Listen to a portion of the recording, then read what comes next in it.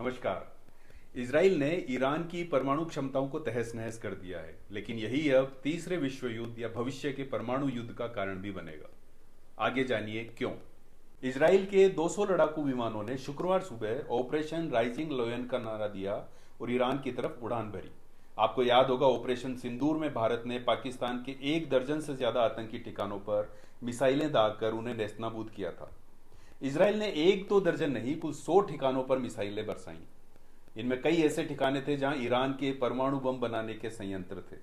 देर रात तक हमले जारी रहे और ईरान ने नोतनज सहित 3 सबसे महत्वपूर्ण परमाणु बम साइट्स को उड़ा दिया।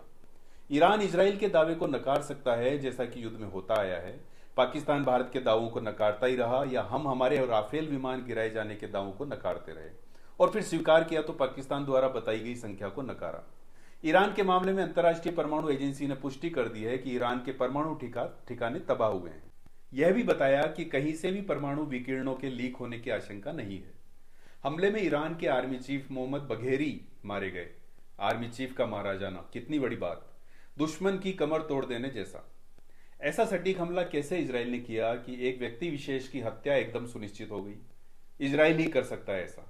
सोशल मीडिया पर उस घड़ी की भी बात चल रही है जो पाकिस्तान के आर्मी चीफ आसिम मुनीर ने कुछ दिन पहले बघेरी को दी थी। दावा किया जा रहा है कि मोसाद ने इस घड़ी से ही बघेरी की लोकेशन पहचानी और सटीक हमला कर बघेरी को मार गिराया। तो क्या मुनीर मोसाद से मिला हुआ है? मुनीर और पाकिस्तान का कोई भी अफसर और एजेंसी पैसे के लिए किसी से भी मिल सकते हैं, बिक सकते हैं, लेकिन फिर भी इजराइल तो मुस्लिम देशों का नंबर 1 दुश्मन है, इसलिए इस बात पर भरोसा करना मुश्किल है। खैर, बघेरी के अलावा इजराइल ने हमले में रिवोल्यूशनरी गार्ड के कमांडर हुसैन सलामी को भी मार गिराया। बैलिस्टिक मिसाइल प्रोग्राम के चीफ सहित 2 प्रमुख परमाणु वैज्ञानिकों को भी मौत के घाट उतार दिया।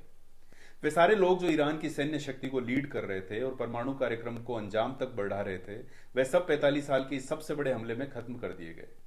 कितने सालों की रिसर्च, खुफिया तैयारियों और रणनीति का नतीजा रहा होगा यह एक रात का हमला। सोचिए, उसी तरह जिस तरह से हाल ही में यूक्रेन ने दर्जनों ड्रोन भेजकर रूस के बम वर्षक राख में मिला दिए थे। ऐसे हर अभियान होते तो 1-2 दिन के हैं, लेकिन उनके पीछे सालों की तैयारी होती है। बहरहाल अब ईरान में तबाही का आलम है। 24 घंटे में ईरान के 138 लोग मारे गए हैं। वहां के लोग बदला लेने की मांग कर रहे थे। देश का स्वाभिमान जाग उठा है। ईरान ने शुक्रवार रात पलटवार भी किया। इसराइल में 150 से ज्यादा मिसाइलें दागी। 6 मिसाइलें राजधानी तेल अवीव में गिरी। इनमें कम से कम 3 लोगों की मौत हुई और 90 से ज्यादा लोग घायल हो गए। ईरान का दावा है कि मिसाइल इजरायली रक्षा मंत्रालय पर भी गिरी हैं। पीएम बेंजामिन नेतन्याहू को सुरक्षित ठिकानों पर शिफ्ट किया गया है। तो यह पूरा टकराव है जो अभी थमा नहीं है, आगे और चलेगा।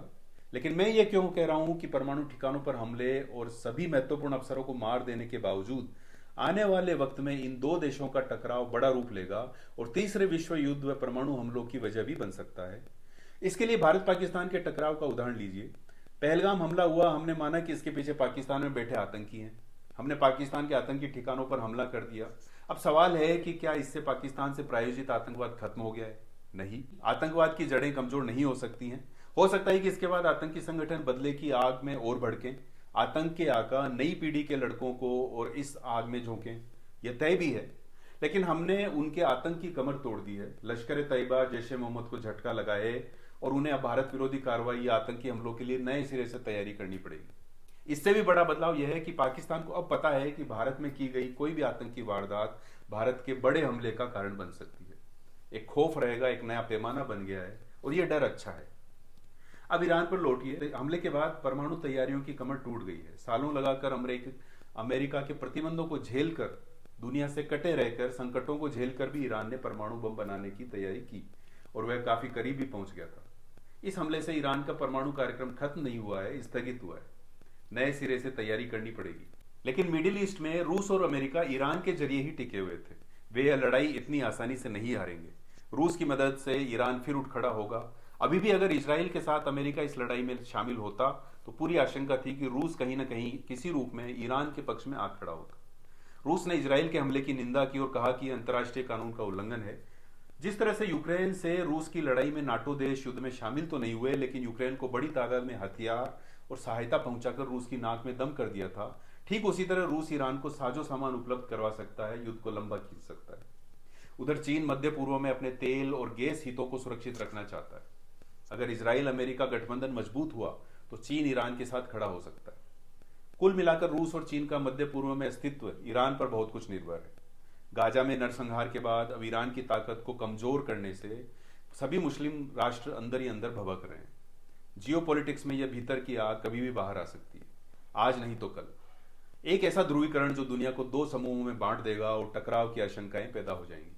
परमाणु हमलों की आशंका इसलिए जता रहा हूं क्योंकि जिस तरह से रूस यूक्रेन से परेशान है और अब एकमात्र ट्रंप कार्ड उसके पास परमाणु हथियार के रूप में बचा है, उसी तरह इजराइल के मुस्लिम देशों में हमलों का जवाब भी अब उसके दुश्मनों के पास कोई और नहीं, सिर्फ परमाणु बम रह गया है।